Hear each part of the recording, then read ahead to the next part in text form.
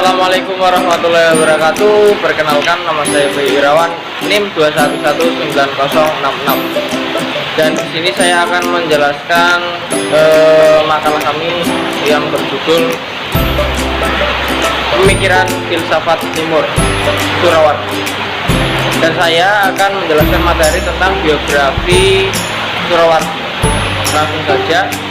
Nama lengkap Surawardi adalah Syekh Syihab ad-Din Abu al-Futuh Yahya bin Habsyi bin Amir al-Surawardi dengan gelar Syihab.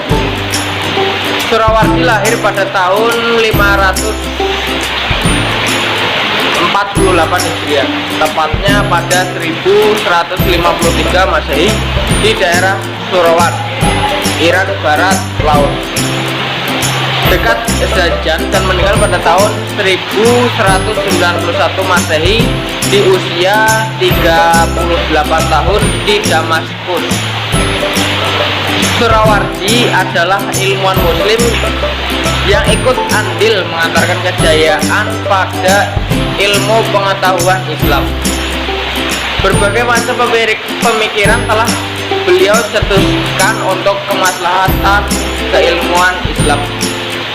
Surawardi dikenal dengan Syekh Irsyad atau Master of Illuminationis, Bapak Pencerahan, Al-Hakim sang bijak, Asy-Syahid sang martir, dan Al-Maktul yang terbunuh.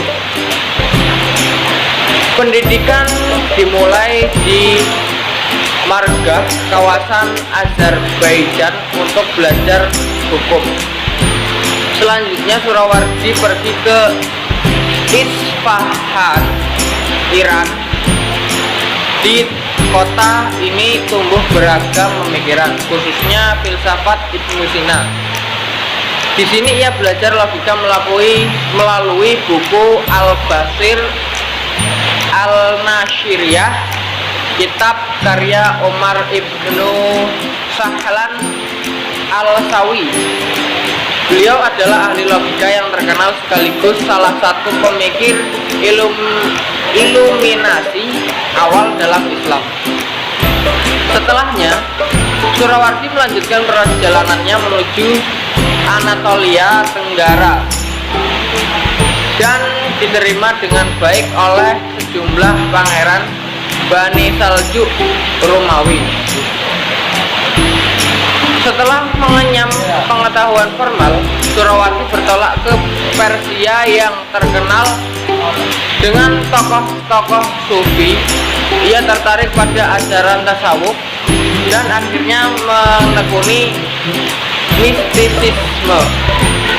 Surawardi mengakhiri petualangannya di Syria dari Damaskus menuju Aleppo, lalu bertemu dan bersahabat dengan penguasa Aleppo, yakni Malik Az-Zahir, putra Salahuddin Al-Ayyubi Al-Kurdi.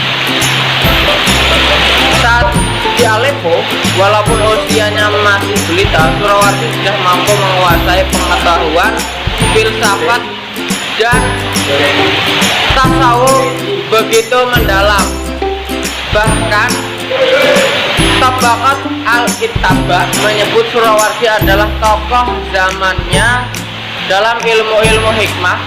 Beliau sangat menguasai ilmu filsafat, memahami usul fikih, serta cerdas dan fasih ungkapannya. Namun satu hal yang sangat disayangkan, penghormatan dan pengharapan dari Malik tidak diikuti oleh para fuqaha pada saat itu. Sosiopolitik tidak mendukung keunggulan serta kecerdasan Surawardi, sehingga semua itu membuat lawan atau pihak yang tidak menyukainya semakin iri dan dendam. Hal ini terlihat dari upaya-upaya para fuqaha untuk menghentikan pengaruh pemikiran Surawardi terhadap penguasa Aleppo. Dan hal inilah yang menjadikan ia mati di tiang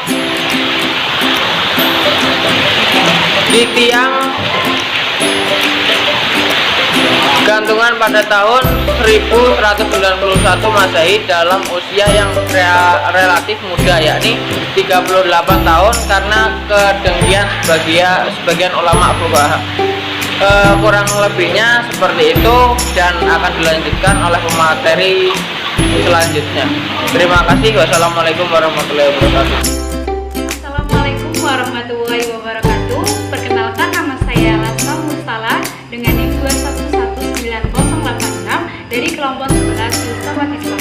Di sini saya akan menjelaskan karya-karya tulisan dari tokoh Surawadi.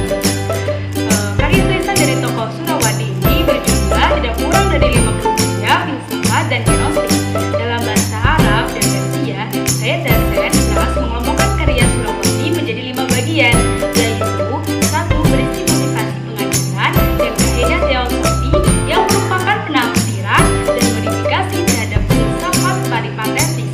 Ada 4 buku tentang hal ini yang ditulis dalam bahasa Arab, yaitu At-Tawihad, Muqawwan, Mutahharat, dan Hikam At-Tirsyid. Pembahasan dari buku ini berisi pada saya Tuhan sebelum melakukan kritik terhadap filsafat. Dan yang kedua, yaitu karangan pendek yang tegang filsafat, ditulis dalam bahasa Arab dan Persia dengan gaya bahasa yang disederhanakan, yaitu Hayakil Al-Imadiyah. Dan yang ketiga, karangan pendek yang bermuatan dan berlambang mistis pada umumnya di bahasa Persia meliputi Al-Usul, Sungat, Al-Mu'allaf. Dan yang keempat yaitu komentar dan terjemah dari filsafat terdahulu dan ajaran-ajaran keagamaan seperti Risalah Besar karya Ibnu Sina yang diterjemahkan ke dalam bahasa Arab. Dan yang kelima yaitu doa-doa yang lebih dikenal dengan Al-Waridat, Wal-Wafidat atau doa dan persulian. Di sini saya juga akan menjelaskan banyak karya dan karya-karyanya dari tokoh Al-Surawadi. Yang pertama yaitu karya Kitab Induk Filsafat Iluminasi yang antara lain 1. Talwihat Pemberitahuan, dan yang kedua Al-Muqawwan yang tepat, dan yang ketiga Al-Masyarik Jalan dan Pengagama, dan keempat Al-Hikmah Al-Irsyad. Karya kedua adalah Risalah Ringkas Filsafat antara lain Hayatil An-Nur, Rumah Suci Cahaya, Al-Ward, Al-Imidiyah, Lembaran Himadiyah, Bustan Al-Qulub, Taman Kalbu. Dan yang ketiga, karya ketiga merupakan kisah perumpamaan antara lain Risalah Atar, Risalah Burung. Buku ini banyak membahas karya Ibnu Sina, yaitu kitab Syarh Al-Wasatiyah. Terima kasih. Sekian dari saya. Assalamualaikum warahmatullahi wabarakatuh. Saya akan melanjutkan materi yang ketiga, yaitu pemikiran Surawadi. Filsafat Surawadi sebenarnya adalah sebuah upaya memadukan filsafat dan tasawuf yang ia sebut dengan Isyraq Iluminasi, yang kemudian ide filosofisnya ini menjadi salah satu aliran filsafat Islam. Dan filsafat Iluminasionis mencoba memberikan tempat yang penting untuk metode intuitif sebagai pendamping ataupun dasar bagi penalaran yang rasional.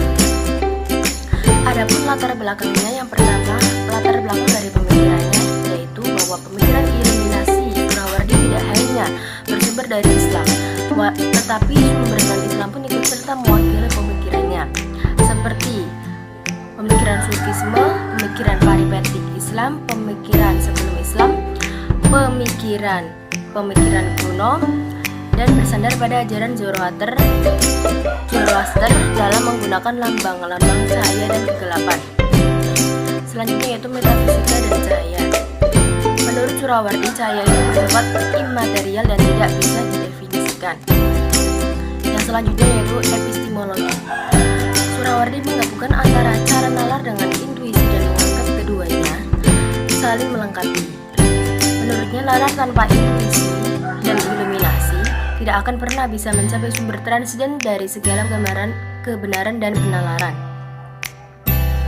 Selanjutnya yaitu kosmologi. Kosmologi merupakan satu bidang ilmu mengenai alam semesta. Ilmu ini menumbuhkan perhatian pada persoalan asal-usul, elemen, hubungan antar elemen, dan berbagai perkara lain yang secara langsung dan tidak langsung mempunyai kaitan dengan alam semesta. Mungkin itu saja pemaparan materi dari kelompok kami. Kurang lebihnya mohon maaf. Wassalamualaikum warahmatullahi wabarakatuh.